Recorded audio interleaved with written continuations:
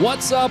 Welcome in. Hoge and Jahns with you. Thank you for being patient an extra day here as we go about our reporting and promise to make it worth it because we want to bring some real stuff to you guys during this coaching search, GM search, and hopefully by waiting a day you get a little extra here because Jahns did have this huge story with Kevin Fishbain on The Athletic this morning. I had like the shortened version, I guess, on NBCSportsChicago.com, so good job by you with all your reporting, some really good stuff. But I think we are both on the same page with these stories that, boy, the Bears have effed this up a lot the last 10 years, and they better get it right this time. Yeah. They better, but confidence level is quite low. But you know what? I think we've said it several times on this podcast now, Adam. Broken clock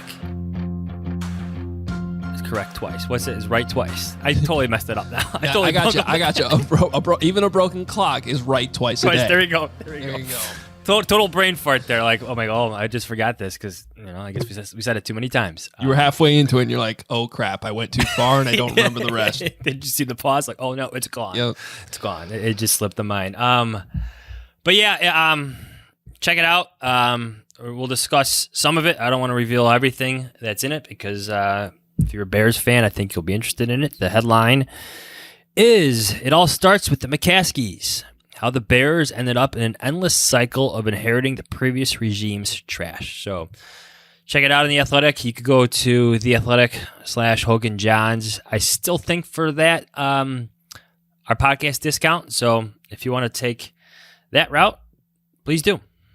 Yeah, theathletic.com/Hoge and Jahns is where you go to get that. My column's up on NBCSportsChicago.com in a much shorter way, just kind of looking at how they've screwed up the last 5 hires, whether it's GM, head coach, basically since George McCaskey took over. We'll discuss some of that as well here. And follow us on Twitter at Adam Hoge, Hoge, at Adam Jahns, Jahns, at Kevin Fishbain, at K Fishbain, I should say, since Kevin was involved in that story as well. We'll have Kevin on next week, too, to get his thoughts on some of this stuff. Joining us on this podcast today, we'll get to in a little bit, Stephen Holder. Must listen. Stephen is as dialed in as they come on the Indianapolis Colts, which matters because the Bears are interviewing 3 members of the Indianapolis Colts, 2 for the GM job and 1 for the head coaching job. So there's a lot of insight to get from Steven on some of these candidates, and we will get to that in a little bit, but you're definitely going to want to listen to that. So got a lot of good stuff coming up on this podcast. Make sure you're checking us out on YouTube, youtube.com, and of course, just search for the Hoge and Jahns, hit subscribe, hit the notifications. We go live. I promise you we're probably going to go live whenever these hirings come down and they happen. So by hitting that notification button, you'll get the automatic update and it'll let you know when we do go live. So you're going to want to do that. Merch is all up on obviousshirts.com. Check out the hats. The winter beanies are up there. Got to grab those right now. And so go to obviousshirts.com for all that stuff. We appreciate our friends over there. Okay. Let's dive into a little bit of this massive story you had come out this morning, and everybody needs to go read it, so we're not going to spoil the whole thing. Couple nuggets, though, that I've already seen going around Twitter. I believe you have Mitchell Trubisky trending on Twitter this morning, so congratulations for that, Johnsy. Oh, come on. Really? Is he? Yeah. Yeah, well, that's what our producer, Kent Garrison, just said. He was like, why is Mitch Trubisky trending? And I'm like, I think probably because of this story. So some of this is already out there. This actually has nothing to do with the coaching or GM search, but it is interesting and new information. But this is from early in the 2020 season where... Is it okay that I share this stuff right now? You talking about the lead? Go ahead. Yeah. Well, maybe you should. It's your story. You tell the story. 2020 season, Bears beat the Giants. If you can remember that game, the Bears went up 17-0 right before halftime. Trubisky threw a touchdown pass to Darnell Mooney to cap that drive. Everything looked good for the Bears, but then everything sputtered in the second half. Didn't score a point. They ended up winning 17-13. If you can recall, like after that game, like Trubisky was critical of a lot of things. My takeaway after that game was that he didn't like the offensive philosophies, wanted certain different things. and he had questions about accountability and stuff like that. I'm just spitballing here, but I'm just trying to set the stage here. But Matt Nagy was mad about one play in particular during that scoring drive right before halftime where Trubisky completed a first down pass actually to Cole Kmet, but the pass was meant to go elsewhere. And if you watch the All-22, Allen Robinson is open. So Matt Nagy has a point, but I think what happened next is even more notable. Like Matt Nagy in a team meeting calls out Trubisky. Calling out your quarterback is something that has a ripple effect. And it was felt then. Nick Foles was in that building. And it was just the timing of it. They're 2-0. The play itself calls out his quarterback. And then the following week, Trubisky gets benched. You just see things like that play out. Real quick, I just want to give the quotes because you're almost downplaying it a little bit in what you're saying. I just want to make sure the effect is there. But the quotes that you have in your story, quote, "He ripped Mitch in front of the whole team," a source said. Nagy proceeded to chastise Mitch for being uncoachable and not throwing it to the proper guy in front of the whole team, a second source said. I mean, that's pretty damning stuff. Especially when everyone kind of knows that his job security, Mitch's now, is tenable. Barely won the quarterback competition coming into the season. And oh, by the way, won the game. Like, they won the game. So I could see how that had a negative effect not only on Trubisky, but it sounds like some of his teammates that really liked him. Yeah, well, we knew Mitch was well liked, and I think at that time, many of us, Adam, to go back in the time machine here, suspected that there was friction, that their relationship was frayed. I'm talking about Mitch Trubisky and Matt Nagy, that they weren't seeing eye to eye on things, that something was off. I think we saw that play out multiple times, or there's examples of that playing out multiple times during the 2019 season. Now here we are in 2020. The Bears had already acquired Nick Foles for a 4th-round pick. And not only that, they restructured his contract to give him like 2 years with the team where Trubisky only had 1. So that was a message all in itself. But there's a lot in this article. Check it out. I think we'll get to some of it here a little bit more, but a lot to it. Yeah, so another little nugget that's in there, too, that I've already seen go around on Twitter, so I'll mention it, is that Nagy no-showed a meeting with Trubisky after the 2019 season. Like, these are the kinds of stuff that comes out after a guy, gets let go, and no one wants to be out there defending Mitch Trubisky. That's not what this is about either. He had his faults, but it just goes to show why this thing ended up not working out and why everybody's moving on. So this was many weeks in the making, just talking to a lot of different people. And you're hearing all these stories, you're picking up different pieces of information, and you're just hoping that the current decision makers are learning from their mistakes. This article goes all the way back to when George McCaskey took over in 2011. Back when Jerry Angelo, we'll talk about him later, I think, with Stephen Holder, was fired. Right? And he has to, Phil Emery coming in. Lovie Smith is told to stay for a year, and just how one regime affects the next regime. And it's over and over and over again, right? Like, Phil Emery signs Jay Cutler to this massive contract. The dude ends up playing only 1 year on the deal. Do you remember that Phil signed like Roberto Garza and somebody else to extensions his last week with the team? Yeah. How did that happen? I still to this day think, that Roberto Garza story. I think Garza was getting a deal, but at the same time, to go back to the Emery era, like Jay Ratliff was fighting with his coaches and with the training staff, I believe, and teammates in the locker room during that time. Do you remember? Like, everything was. Well, I do remember there was a practice fight late in that season. Yes. Well, yeah. Brandon Marshall was involved in some of those, but just one decision leads to many other bad decisions. Even like we talked about John Fox and his special teams coordinator, Jeff Rogers, wanting to get rid of Robbie Gould. And how that led to all sorts of different things. From the double doink to the kinky competition that you love so much. By the way, let's put some respect on that name. The reigning NFC Special Teams Player of the Week, Robbie Gould. He's a punter now. Was punting.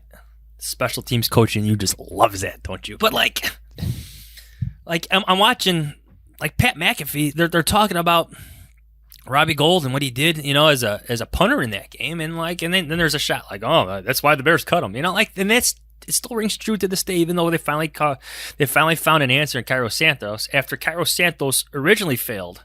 Remember that, the little mini kicking derby under John Fox before they. Well, he got hurt when that happened. He wasn't the same kicker, but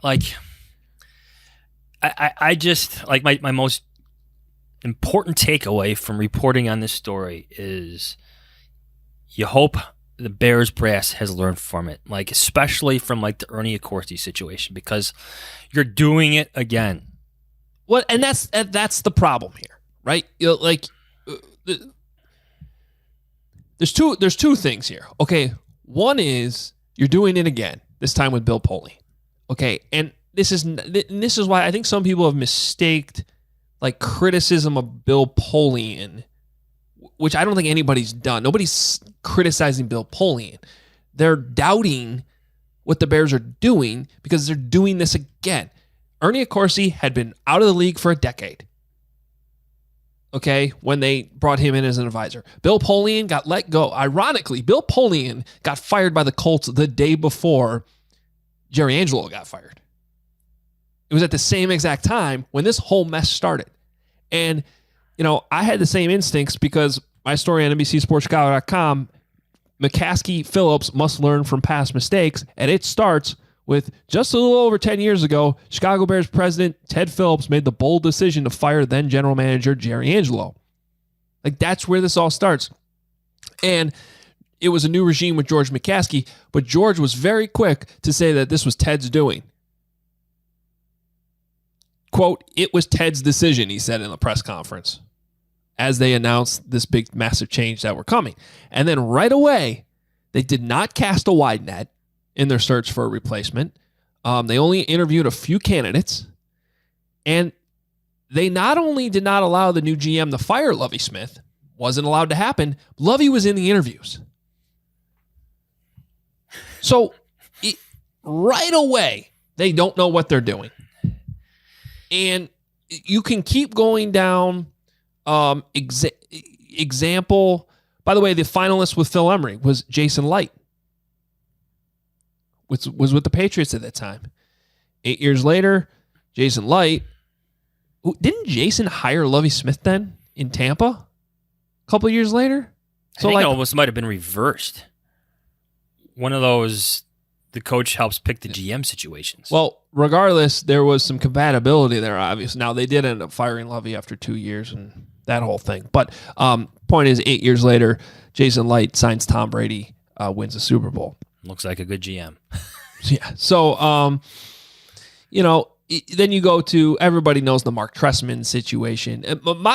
Just to shorten all this up, my point is that all of these hirings, it seems like the Bears have passed on the more obvious candidate. They're overthinking it. So Bruce Arians is the reigning NFL Coach of the Year. Think about that. NFL Coach of the Year. You never get a chance to hire the NFL Coach of the Year. No. So he wants, it should have been a line of 10 teams or how many jobs were open that year, knocking on the door, "Hey, Bruce, come coach for us." And he wanted to come to the Bears. He wanted to come to the Bears, and he wanted to coach Jay Cutler. Not a lot of coaches want to coach Jay Cutler, especially at that time in Jay Cutler's trajectory. Dave Tobe interviewed and said, "I want Jay out of here." Yes. Who knew Jay well? Bruce Arians wanted to coach Jay Cutler. Coach of the Year. What he did when Chuck Pagano was going through his cancer treatments, that alone in itself should have been what are we doing here? Yeah. So instead, they hired the guy from Canadian Canada football coach of the year. I don't even know if he was coach of the year, but he did have success in Canada. He had some Grey Cups. Yeah. Then I mean, what? Just that'll never not be a mind-blowing. And it goes back to like when Potsy in the press conference Monday is like, George, how do you get held accountable? Because that, you should have lost the team over that. Like the NFL should have said, you no longer get to own the Bears because that happened. That's how ridiculous that was. And so the next time they have to hire a GM, right? So they gave Phil Emery too much power, maybe, or that's how they look at it. So now they have to bring in an advisor, and they got to be, It's such a swing of things too, isn't it? Like they go back and forth. But there's two things that reign consistent to me. One is they consistently don't make the obvious hire. So they did it again. They passed on Chris Ballard for Ryan Pace. Okay. And then the other thing, too, is that they're not open to, like, when Dave Tobe says no Jay Cutler, or Chris Ballard, and you had this in your story too, and was information I knew about, when Chris Ballard doesn't want Jay Cutler, like, maybe these guys who've been in your building that know the football side of your building better than you do know what they're talking about. Maybe you should listen to them. Maybe you shouldn't be afraid to change. You need to understand. And I put this right at the bottom of my story too. Whoever the Bears hire as GM is instantly more qualified from a football standpoint than George McCaskey and Ted Phillips. And I'd even argue in terms of like recent history, especially if he's coming from a current active NFL team, Bill Polian. You're saying whoever they hire is more qualified than Bill Polian. Like here's my sticking point in the whole Ernie Accorsi thing. Like once John Fox became available, like everybody in the NFL knew what was going to happen. Everybody, right? That's one of his guys from the New York Giants. Like, so here's my point. The Bears, it looks like they're actively trying to get this GM search done before the head coaches, which they should be doing, right? That's what they want to do. Sure. So when this GM is hired, let him have his own list of coaches. These guys that you requested under Napoleon, forget about it. But I don't think they're going to. I don't think they're going to. And that's a thing whoever takes that GM job has to seriously consider. Learn from your mistakes. Let your GM run his own little mini coaching search if he has to. Get out of the way. Advise if you want. But darn it, don't make him stick to your list. I'm with you. And honestly, if they're doing this at the same time like they are, they should be trying to find a pairing, right? They should be. I agree overall for the most part, with a couple exceptions. You go for the GM first, but like you got to be cross-checking, like, because every time you interview these GM candidates, what's your short list for head coach? Like, who should we be talking to? Who do you like? And then whoever you hire for GM, you got to go with that GM's list. Even if that means crossing off somebody that you liked when you interviewed the head coach before you had the GM, because you can't be forcing this thing again. You can't have an arranged marriage, as you had it in your story, with John Fox. That's not how this thing can work. There's a quote from McCaskey's press conference on Monday that I think is going to linger for some time, where he says that they're trying to reach a consensus on things, but at the end of the day, the calls on GM and head coach are his. I would hope if he hires his GM first, he steps back and lets him run his own search for however long it takes. I think sometimes teams move with almost too much urgency. Yeah. I get you got to build the best staff, but find that best coach, because that's really it. So this goes to the candidate that I wanted to bring up, that if he really wants to come to Chicago, I think you hire him. And that's Rick Smith, who ran the Houston Texans. And it goes back to something I've talked about for a long time on this podcast. Really goes back, I think you and I have talked about this for years, at least 3 years, that it seems like from top down, everybody in the Chicago Bears organization is like one notch higher than they should be. Like they've been over promoted one spot. And it's why I think so many people say you need a director of football operations or president of football operations. So they've already ruled that out. They're not hiring a director of football operations. They're going to hire a GM. But that GM, since George can't possibly have his mind open to a different structure, I'm sorry, he did a modified structure like Chris Ballard wanted.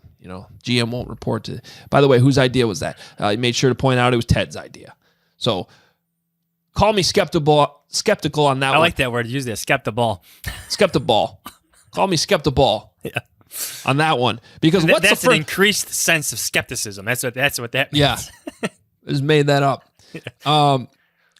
What do you think whoever the GM is, what do you think the first time that GM goes to George? Now Ted's pushed to the side and says, hey, I need this, or what do you think about this? What do you think George is going to do? He's going to walk down the hallway and ask Ted. I thought the same thing, man. So I'm sorry, I'm just really not buying that. Like, because if Ted is really being pushed aside and he really thinks it's such a great idea for him to concentrate on the state, yeah, we think he should concentrate on the stadium. Then why is he in all these GM interviews? Why is he not working on the stadium right now? He's got to be involved in the GM interview. So I don't buy that at all. I just don't. Like my one internal suggestion would be promoting Cliff Stein, a former NFL agent, and your longtime chief negotiator on things, maybe into that role, especially if Ted really wants to step away. And you and I have heard the rumors about, Ted potentially wanting to retire sooner rather than later. Mm-hmm. I imagine the conversation is going to go like Matt Nagy's conversation with George McCaskey about the starting quarterback. Like, I'm uncomfortable about this. Well, it certainly sounds like, once again, George wants to have a vice president of football operations without actually giving him the title. So we're going to hire the GM. He's in charge of the football ops. And even more so now, in my opinion. Like, for all Ted's faults, at least he's been in the position and handled it for 20 plus years.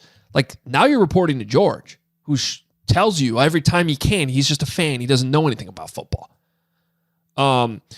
So to me, it's even more important, regardless of what the title is, you got to have somebody in there that knows what they're doing. So I look at Rick Smith, because Rick Smith was the executive vice president of football operations in Houston. Okay, so he's held that job before. He's been the GM who got promoted higher. At least if you hire Rick Smith, he can come in and understand everything that he really needs to do in that role, even if he doesn't have the title of president of football operations. He's just going to be the GM, but he can handle the job. And that because he has handled the job, yes. Right. So for the first time, you will actually have somebody in that role who is overqualified to be the GM instead of underqualified. That's why I would go that route, and that's why I think they need to go that route. I think if you look at their candidates for GM, like, you hope they're trying to learn from the Ryan Pace situation. And honestly, like, in reporting that story, I think a lot of people are still high on Ryan Pace around the league. I think so too. But now he's gone.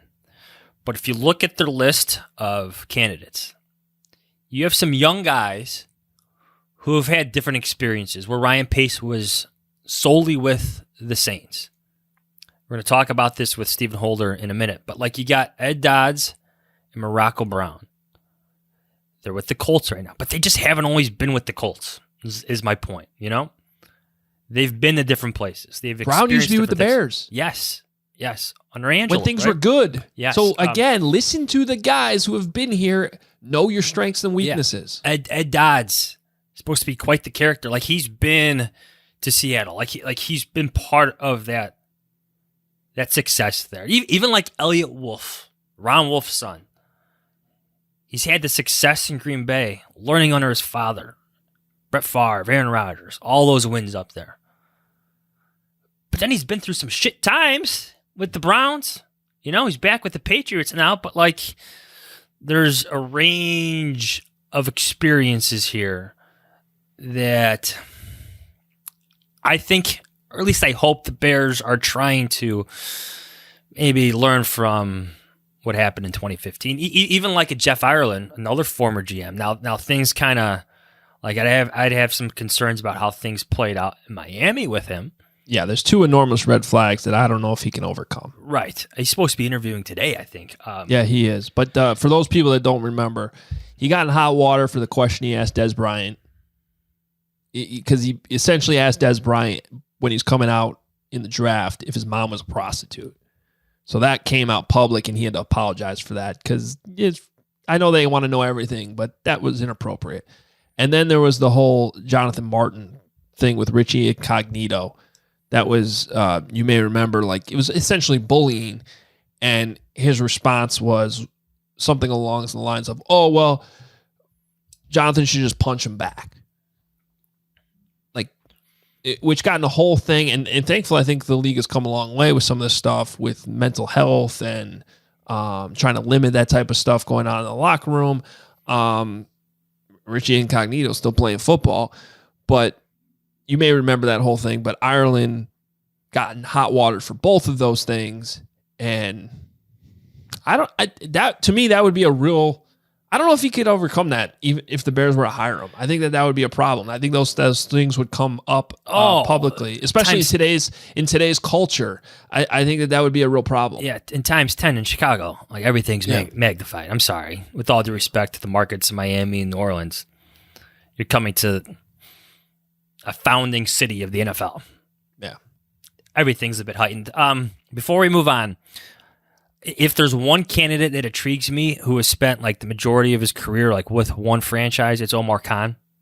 Yeah. Because I think the longevity of the success of the Steelers stands out to me, and they don't like hire coaches. They don't have to. They're just good at it. I think that's important. And like I view Omar Khan as like he may be hired as the general manager for the Bears, but that's kind of like knowing his background, which is different than some of these other candidates with the scouting background. Like that would be like the president, like just given his history and coming up differently than some of these guys with scouting backgrounds. Like, and then he might have some delegation with an assistant general manager, who runs some of the boots on the ground per se with the scouts and stuff. Right. So that intrigues me. You may not get the titles you want, but the layers of accountability that we've talked about at length on this podcast, you may finally get with a candidate like Omar Khan. And that's where I just want to emphasize too, and we'll get to Stephen Holder here in a second. Let's get through this weekend. Because as we saw with John Fox 7 years ago, you sometimes get surprises after a wild card weekend. You sometimes, and wasn't that after a divisional weekend too? Wasn't that a second round loss that year? I'm forgetting now. But it was an unexpected loss for the Broncos. If I can remember our story correctly, it was January 12th of that year. So might have been a first round game. But now it's already January 14th and playoff games haven't been played. Like everything gets pushed back true. now. Yeah, it's all confusing. Weren't they upset? Wasn't there like some blown coverage? Yeah, I think it was against the Ravens, wasn't it? Wasn't it against Joe Flacco? Yeah. Is that the year the Ravens won it all? I'm not sure those were the same. But there was a blown coverage where Flacco goes deep and the safety whiffs.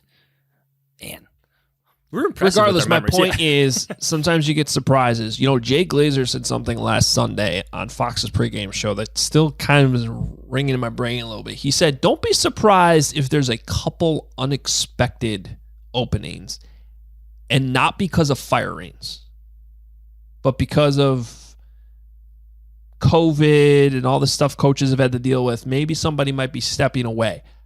I don't know who he was talking about, but I've been thinking about that. This podcast is brought to you by DirecTV Stream. Does this sound familiar? You got one device lets you catch the game live. Another lets you stream your favorite shows. You're watching sports highlights on your phone, and you got your neighbor's best friend's login for the good stuff. Well, I want to tell you about a simple way to get all the entertainment you love without the hassle. It's called DirecTV Stream, and it brings you your live TV and on-demand favorites together like never before, so you can watch your favorite sports, movies, and shows all in one place. That means no more juggling remotes, and no need to buy another device ever again. And the best part? There's no annual contract. So get rid of the clutter and the confusion and get your TV together with DirecTV Stream. You can learn more at directtv.com. Compatible device required. Content varies by package. With HelloFresh, you get farm fresh, pre-portioned ingredients and seasonal recipes delivered right to your doorstep.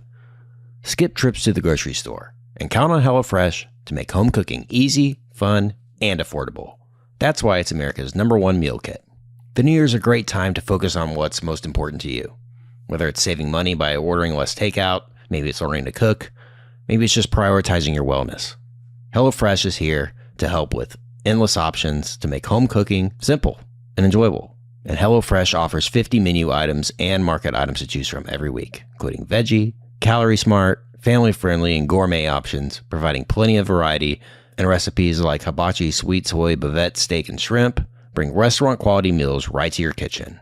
While their white cheddar Wonder Burgers make it easier than ever to skip takeout. HelloFresh is a really easy and simple way to stay healthy, to eat something great, and also save a lot of time. So go to HelloFresh.com/16Adam22. That's 16ADAM22.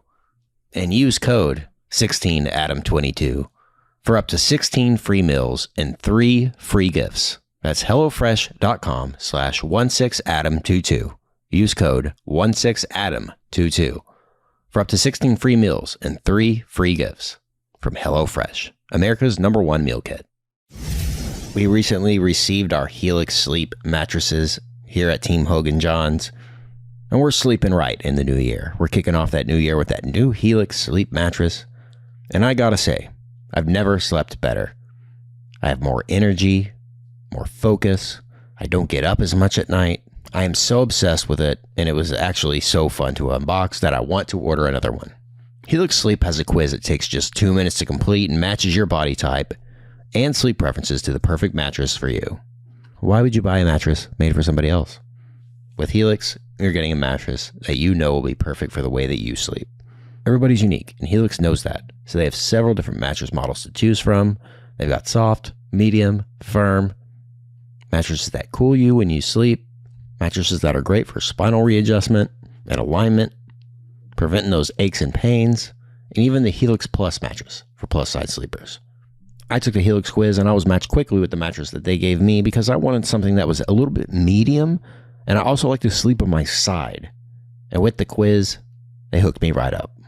So if you're looking for a mattress, just take the quiz, order your mattress that you get matched to. Your mattress comes right to your door, shipped for free. You don't ever have to go to the mattress store. Helix is awesome. Don't take my word for it. Helix was awarded the #1 best overall mattress pick for 2020 by GQ and Wired Magazine, and Helix has been recommended by multiple leading chiropractors and doctors of sleep medicine as a go-to solution for improving sleep. So Helix is offering up to $200 off all mattress orders and 2 free pillows for our listeners at helixsleep.com/maze. That's Maze as in Robert Maze. Helix is offering $200 for our listeners and 2 free pillows at helixsleep.com/maze. Start sleeping better this year with Helix mattresses with over 12,000 5-star reviews. Don't take our word for it. Check out those reviews. helixsleep.com/maze. All right, so Stephen Holder covers the Colts, does a great job. The Bears are trying to get they're talking to 3 different Colts personnel, and so we wanted to bring Stephen on to talk about the situation. Here is Stephen Holder. All right, well, with the Bears seemingly infatuated with a number of Colts candidates, we had to bring in somebody from Indianapolis to help us break these guys down, and no one better than Stephen Holder, who is a senior writer for The Athletic, covers the Colts, and is on with us right now. So there's 3 guys on the head coaching side. There's Matt Eberflus, the defensive coordinator, Ed Dodds, and Morocco Brown, the 2 candidates for the general manager job. First of all, Stephen, thanks so much for jumping on with us. We'll start with this. Are you surprised at all with how the Colts season ended in spectacular, kind of ugly fashion that they're still getting so much love down there? Well, it is definitely mixed. Let me be clear. They're not getting the love from the fans, but they're definitely getting love from the rest of the NFL. I think I'm not surprised to your question. I think it's a recognition that they still are a pretty well-built team that had some very specific failures at the end of the season. And I think both things can be true. I think that's what people see. They see a fundamentally sound organization that didn't get it done. And I think there's a difference between falling short in the moment and maybe still building something that can be sustainable in the long term. And I think they definitely have a roster that will make them relevant for years to come. So since the Bears don't have a time machine and can't go back and rehire Chris Ballard, I guess next best thing is taking his guys from his staff. So you have Ed Dodds, his assistant general manager. You have Morocco Brown, his director of college scouting. How would you tell us about these guys? How are they different? How are they the same? How do they disagree with Ballard? How do they agree with Ballard? Take us through it if you can. So Ed Dodds is interesting. Ed Dodds was, it's to my knowledge, I think Chris Ballard's first call when he got the job here in Indy in February 2017. I don't know. Well, their relationship goes all the way back to coaching in college together at Texas A&M Kingsville, and they both have, I think, similar personalities. Both really fiery, both really competitive. As you guys know, sometimes executives will sit in the press box when the visiting team is somewhere. So we get a chance to see Chris Ballard on game day a lot. And let me tell you, you have never seen anything like it. Okay, this guy is flying off the walls. He is the F-bombs are flying. He's unbelievable to watch on game day. And he knows it too, because he references that all the time. Well, Ed Dodds is that kind of guy. We don't get to see it because he sits with the coaches on game day, but I just know from anecdotal evidence he's definitely that kind of guy. And I think that's where they kind of have that's where they kind of mesh. They're both really demanding. They ask a lot of questions. Ed Dodds has taken on, well, he came here with a different title. He was vice president of, I think, player personnel. He has since gotten a promotion to assistant general manager, and I presume, connecting the dots, that was an effort to distinguish him as the number 2 guy in charge, because he had a co-title when he initially got here. So that was a nod to him. Other teams were sniffing around. I'm sure they paid him. That was definitely, I think, an indication that he's somebody we want to keep here, and this is a way to show our appreciation and your importance. So anyway, long way of saying Ed Dodds is really highly thought of. The other thing I would say about Ed Dodds, it's interesting. Part of me wonders whether he wants to be a GM and whether he would miss being a scout, because that's what he is. He's a scout. He still gets out on the road all the time. He goes and watches college players all the time. He's really deep down a scout, and he has had opportunities to pursue GM roles. He's opted, in some cases, to either decline an offer or pull himself out of contention. Carolina was very interested last year. He pulled himself out of contention for that job. Could he have gotten it? Perhaps. They hired another Seattle guy, a former Seattle guy, in that role. So I think he would definitely have been in the running. So it's interesting. But I definitely think you're going to get someone with a scout's mind and a scout's approach in Ed Dodds. And Morocco Brown's interesting. I've gotten to know him a little bit in the past year after having done a story on him. And the interesting thing about Morocco is that he has been, he's been in the NFL, I guess, about 20 years or so. And all of his experience before coming to Indy was as a pro scout, definitely in roles that managed the pro side. Chris Ballard told him, look, I want you to come work for me, but I want you to be my college director. And I think if you're Morocco Brown, your first reaction to that is, I don't want to do that, And what Chris Ballard sold him on was, look, this is the one hole on your resume. You've never worked on the college side. So come be the point person on the college side, and now you've got the full resume to offer teams in your quest to be a general manager. And Morocco Brown bought into that. And one of the things that I also think is interesting with him is, he's got the Jerry Angelo seal of approval. Jerry Angelo was I talked to Jerry for quite some time about Morocco, and he saw it in him many years ago that he just has a very analytical sense about scouting, and he loves that about him. It's not just, okay, this guy's a good player or he's not a good player. His take is, and his approach, Morocco's approach is, he has the ability to see and project how a guy will grow, what his role would be, all of those things that are so hard. Those are the terms in which he thinks.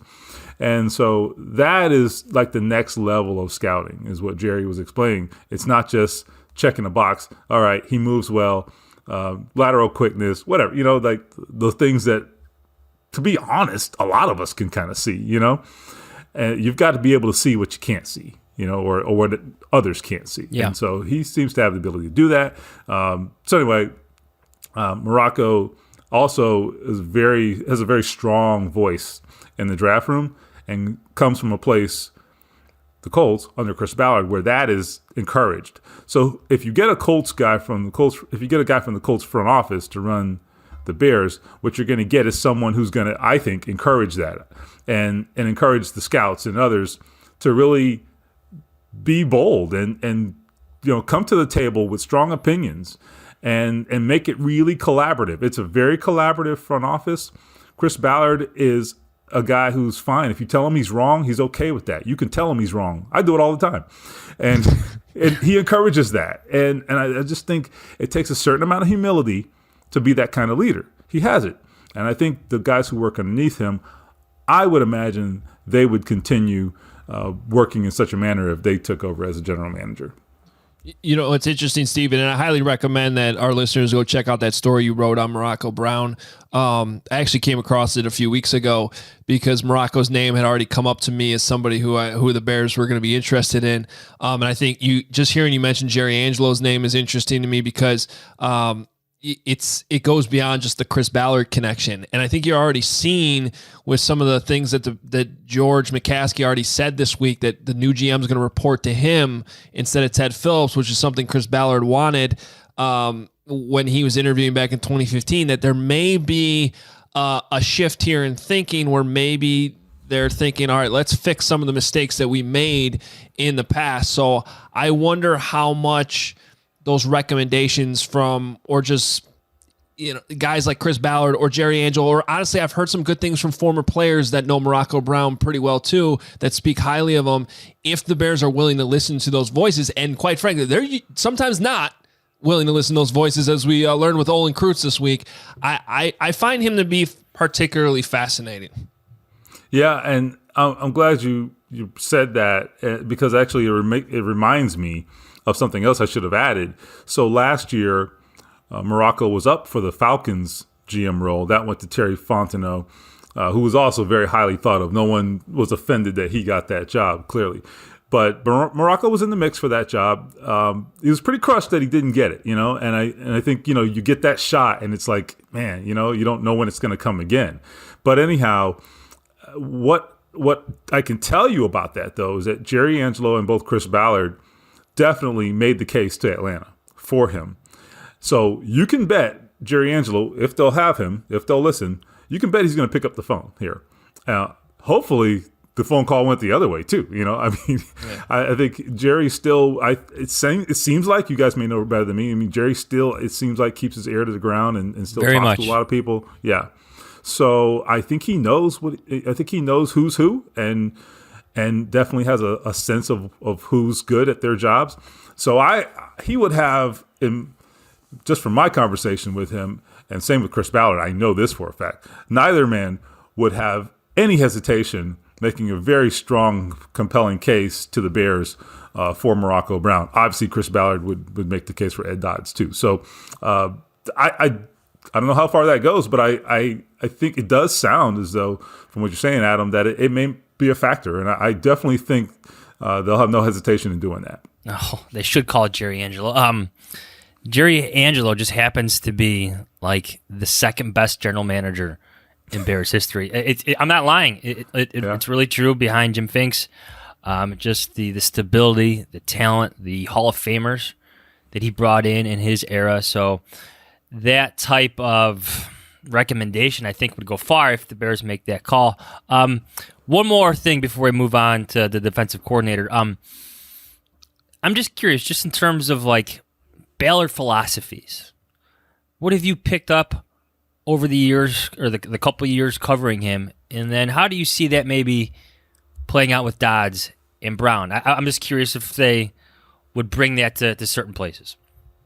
Well, okay, if you watch the Colts at all, the one thing that is undeniable, right? Whatever you think of them, well, the one thing that's undeniable is you watch them, you're like, okay, this team is a physical football team. They want to play just backyard, back alley football. They love that. They embrace that, and that is not by accident. That is very, very intentional. And so, where have their draft picks been centered and their resources? Their greatest investment is their offensive line. They have one of their highest paid players is their 3 technique, DeForest Buckner. It's very clear where they put their resources. Now, you can, and fans here do quibble about this. Maybe you should spend a little money at wide receiver, right? But be that as it may, I do think their fundamental, principles are pretty clear. They want to be good up front on both sides, and they definitely believe in that, and I think it's kind of what guides them in many ways.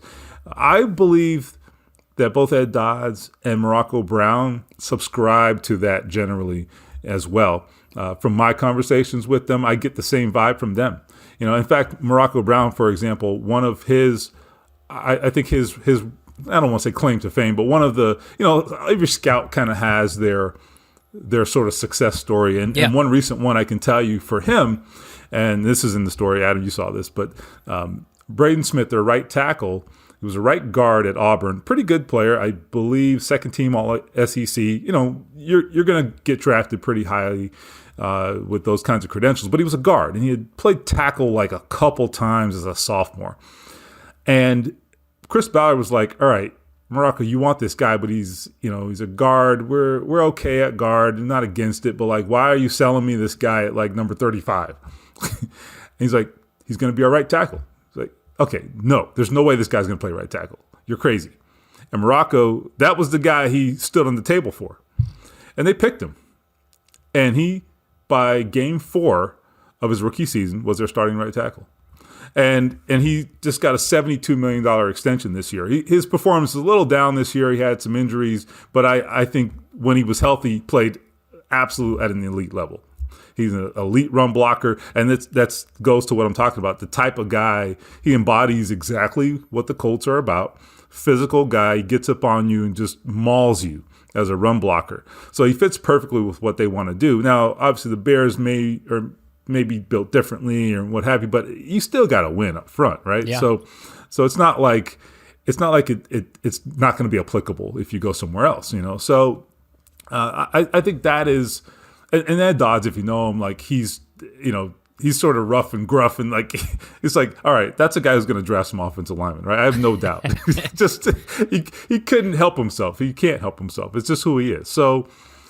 I just think that's sort of a flavor of who we're talking about here. And when you say their philosophies, I do think Ballard did a good job of bringing in people who have similar philosophies to him. So if you like what Chris Ballard embodies, I think you're going to get that with a lot of guys on his staff as well. Well, and the Bears definitely need more physicality. No, I think that's been a problem of theirs the last few years. All right, tell us about Matt Eberflus. I don't know if he's necessarily as much of a favorite as some of the front office guys with the Colts right now, but I guess if they were to go in that direction of an Ed Dodds or Morocco Brown, could be a pairing. I don't. Maybe you can tell us a little bit more about if there's a connection there, other than the fact that they just work for the same team. And I guess one of my hesitations too, so you can talk me out of this at all if necessary, it's just the Bears do have a good defense right now, and I don't know if changing the scheme is the best strategy right now. So I guess tell us a little bit about Matt Eberflus's philosophy on defense and how flexible he can be. Good question. So first, I'll just talk generally about the connections and so forth and some of his philosophy. So Matt, it's interesting. He was brought on initially when Josh McDaniels was supposed to be taking the job here, and he was going to work for Josh. what they did was they got some of his assistants or would-be assistants under contract before McDaniels actually signed. And of course, as you know, in the 11th hour, he backed out. So they had three staffers kind of, sitting in the wind, and they decided they wanted to keep them. Matt is the only one who is still here of those three coaches. The other two, I believe a defensive line coach and an offensive line coach, they've all gone their separate ways since then. One was fired. The other one, they let his contract expire. They were fine letting him leave. The guy who has survived and has, in some cases, thrived, honestly, of that trio is Eberflus. And part of the reason for that is because Chris Ballard really believes in what he does and his methods and his philosophies. The connection there goes back to Rob Marinelli, interestingly. So Eberflus is kind of a protege of Marinelli. He's a protege of a lot of people, but that's one guy who I think has really influenced him. They worked together in Dallas, and so he was their linebackers coach there, and he's brought a lot of those principles. You guys are obviously familiar with Marinelli. Yeah. And so, I think there's definitely, from a scheme standpoint, there are differences, but I think, the principles, I think, are ones that overlap, okay, in terms of things like, toughness and gang tackling, which is like something that they really emphasize here. I mean, the Colts, the one thing they do, take the scheme out of it, the one thing they do is there's 3, 4, 5 guys to the ball every single time. Hustle. If you do not hustle, you do not play. And I'm not kidding. They grade you, and this goes back to Lovie Smith and Tony Dungy, this philosophy of grading hustle. I know every team does it on some level, but they don't do it like this team, I assure you. And so they have a system of loafs. I don't know if Lovie did that when he was in Chicago. Yeah, that's what they called it too, loafs. Yep. So that's a Tony Dungy thing. They still do it. If you have too many loafs, it's going to cost you. So, it sounds like, all right, why would some, $10 million player care about, having a few loafs? You make it a part of the culture, and you make it such that it's understood. Like, you can't fall short. And so it really does. They have really bought into this. I mean, they give him credit. And that's why I actually like him as a head coaching candidate generally, because I think getting players to buy in to stuff that may on the outside sound like BS is hard. He has done that. He has a culture on defense. I mean, they lead the league in turnovers this year, in part because Darius Leonard was made in a laboratory, but also because it's cultural. Okay? They teach going for the football. And they do it without sacrificing tackling and sacrificing, execution and things like that. So there are really, I think, he has a lot of autonomy on that defense. Frank Reich coaches the offense. Matt Eberflus coaches the defense, and that is his deal. For the most part, Frank Reich sticks his head in defensive meeting room a couple times a week, and he's like, all right, you got it. I'm going to go do my job. And so I think that gives me also some indication that he'd be a good leader as a head coach. Now, so I'll shut up for a second, and I'll just quickly touch on what you asked me about the scheme and the scheme change. I've asked Eberflus a lot about his scheme and is it flexible and those kinds of things. He gets really, I don't want to say defensive, but he doesn't like to get put in a box, because he feels like what he'll tell you is, look, I have worked a lot of places, and he has. Gary Pinkel is another one of his mentors.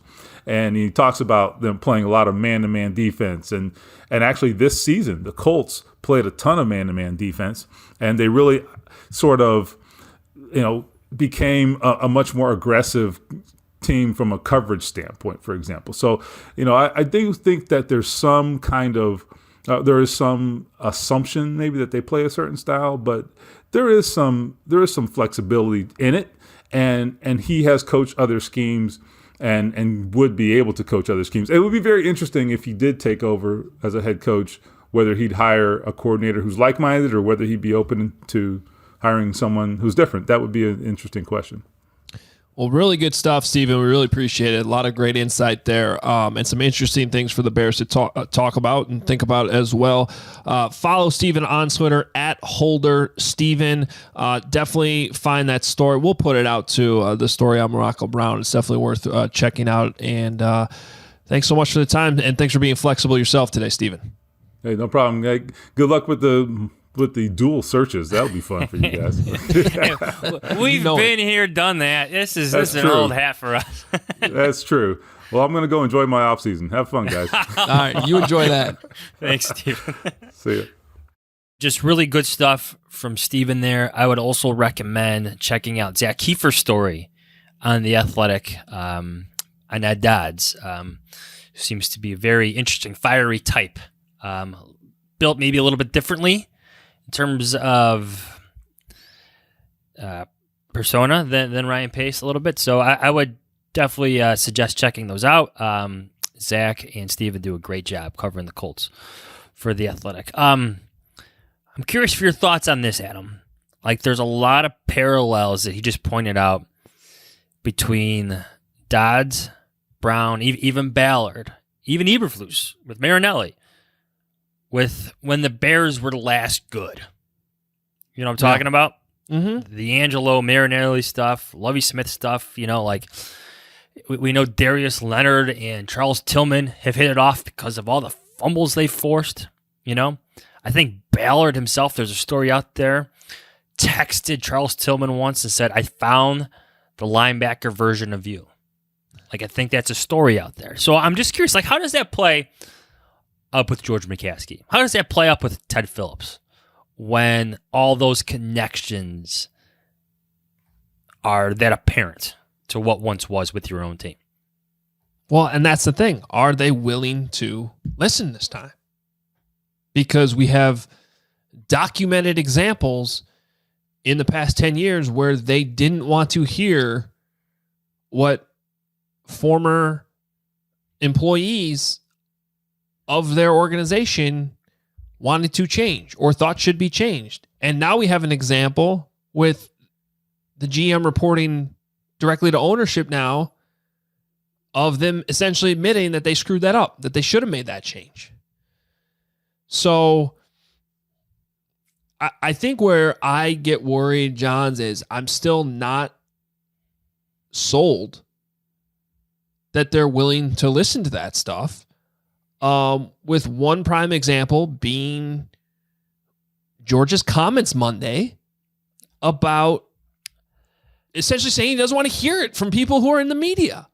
Those would be his former players. Yes, I was going the exact same way. So he, as recently as this week, when he's asked about why don't you talk to your former players and what they have to say, and he said, "Well, we're open to that, but I tend to not listen to players who are in the media because I don't want to put them in position where they have to choose between what's a private conversation and what's something that can go on the air," which is another way of saying you just don't trust them.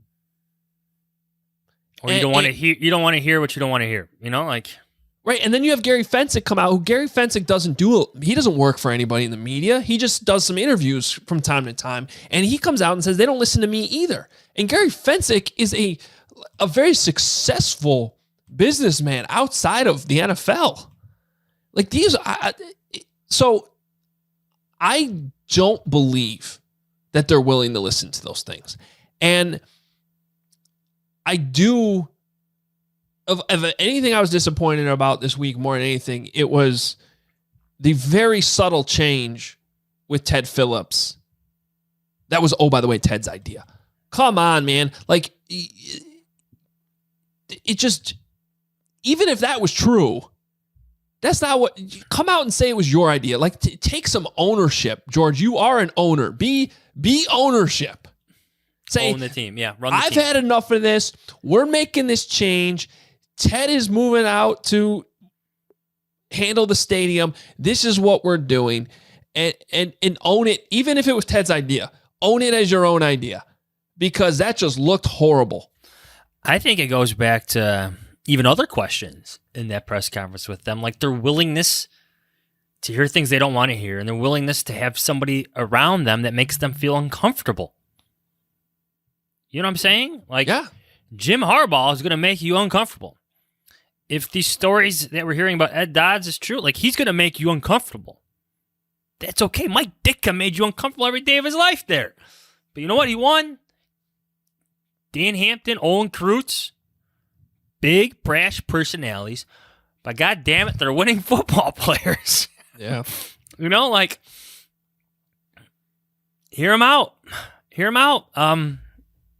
I don't know. Like, if you don't like that they're in the media, like, you could prevent that. You're a $1 billion team. Hire them. Yes. In an advising role, even if it's temporary. Yeah, and just, if you do hire them, maybe offer $16 an hour, not $15. I think the going rate's $15.50, Adam, so let's not get crazy. But that's, yeah, the willingness to accept things you don't want to hear, you know, or criticism of your past mistakes. I just think, I don't know. I'm just bothered that they're running a simultaneous search again, and, you know, head coaches are being interviewed. It's like we've been here before, Adam. I know, and they don't they don't deserve the benefit of the doubt. They just don't. You know me. Like, I try to be a positive guy. You and I both try to be positive guys. You know, we get criticized by our colleagues for it sometimes, but sometimes things just are what they are. That's it. Well,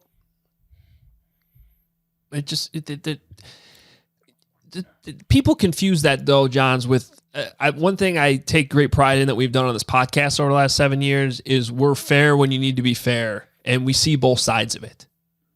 Okay, which is why we can, to the very last day, say, does Ryan Pace probably deserve to be fired after the whole body of work 7 years? Yes, there's certainly no one's sitting here saying they made a mistake. Okay, but to get there, you had to acknowledge some of the good things, including probably this past draft class when you look back on it. And as you've said many times this week, there's a good chance that Ryan Pace already did the hardest job for the next GM by getting Justin Fields. So, but that's all out there, and that's fine. But that's what the approach we usually take. With this, with ownership, with Ted, we are actually giving you both sides. There is nothing on the other side. If there was, we would bring it to you. I don't know what there is. It's mistake after mistake after mistake after mistake. And when you have a press conference like you did Monday, it gives nobody confidence that this time's going to be different. Other than, and I've wrote this, we've talked about it. Like, I do think it's good that they brought in Sue Campbell and Tanisha Wade to give some difference of opinions in that room, and you just hope they carry some weight. And you hope that at the end of the day, it just doesn't end up late night in George's office where Ted and Bill are still sitting there. And what do you really think about what we should do here? You're painting this picture like, I'm visualizing, like, whiskey or bourbon being shared. Although George doesn't strike me as a drinker like that, but they're sitting on leather chairs and there's a warm fire and there's like a bear rug, with the hat. Like they're gonna make the final decision on this. Like, I love their involvement. Their input, I think, is going to be extremely valuable. But at the end of the day, I still think, this is just my belief. You're skeptical because they're still working off a list created by Bill Polian. Mm-hmm. And I think Bill Polian, I'm not disrespecting his name. I just, again, everybody, he's a Hall of Famer for a reason, but you got to recognize you've been here before. And they're doing it again. One of the crux of our article was essentially this, and we're going to wrap it up right now. You got the three most important people in the Bears franchise are the GM, the head coach, and the quarterback. And they are seldom aligned. Seldom. They had this one opportunity this season in the George McCaskey era where they're all aligned, and it was bungled. Ryan Pace and Matt Nagy worked together to draft Justin Fields. After that, their plan failed for Fields. And this is where we're at. And now you have this quarterback that the last GM traded up to and cost you a first-round pick this year that has to work with a new GM and a new coach. It's here we go again. Yeah. That's a good way to put it. All right. That's enough of us today. Happy Friday. Happy Friday. Again, make sure you check out all these stories. Mine's on NBCSportsChicago.com. Jahns and Kevin's on theathletic.com/Hoge and Jahns. Can I give Dan Pompey some quick love, too, for his assistance on that? Oh, you're right. Dan was involved, too. The Hall of Famer himself. So stick That's why the story's so good. Absolutely. Yeah. The Hall of Famer involved? Yeah. That was a good job by you. And we will forgive you for, you didn't just bail on me yesterday. You bailed on all of our listeners. but then you still went on Waddle and Sylvie. So, I had agreed to that. I'm like, he's going to hear me. I knew you'd hear me. I say no to those guys so many times because, like, can you come on at 3? I'm like, no, dude. I'm like literally in line to pick up my kids. They gave me a time that worked. No, it was funny. I was sitting here working, and all of a sudden Sylvie was like, coming up next, Adam Jahns. It's pretty good. I'm like, wait a minute, what? This jerk couldn't do a podcast with me today. Yeah. Son of a... You know what the truth is? I finally caught up on some sleep yesterday morning, so I think at 9 o'clock when we would have been recording, I had gone back to bed after putting James on the bus. See? Sleep. So Not I got overrated. a little sleep. Oh, I needed it. Trust me. So anyway, thank you to all our listeners for being patient. Hopefully you enjoyed the episode today. We will continue to bring insights from wherever we can on some of these candidates as they come about. And we're not going anywhere, so we'll be back Tuesday with a new episode after the weekend. I'm telling you, I'm not saying anything's going to happen, but just sometimes after Wild Card Weekend, there's some surprises that get thrown in there. And I think the Bears need to be ready for that, whatever it is. But also not overreact to it. Like, oh, John Fox is available. Let's hire him. But if Mike Tomlin wants to make a move in Omar Khan, Mike Tomlin type situation, do that. Sign up for that. All right. We'll have to see. So plenty of coverage. Make sure you check out YouTube. You know all the places. Obviousshirts.com. Appreciate you. We'll be back next week. See ya. I'm just a fan. I'm not a football evaluator.